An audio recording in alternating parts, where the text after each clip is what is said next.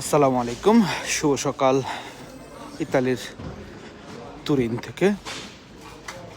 এটা একটা সাপ্তাহিক বাজার, কতটা গুছানো সেটা দেখানোর জন্য আমি ছোট ভিডিওটা করতেছি, যে কতটা সিস্টেম মেনে কতটা গুছিয়ে কাজ করা হয় এখানে।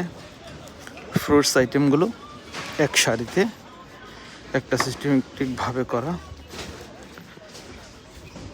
আর ঠিক অপোজিটে আছে জামা কাপড়, এইসব জিনিসগুলো। সবাই ব্যস্ত, খুব সকাল 8:30।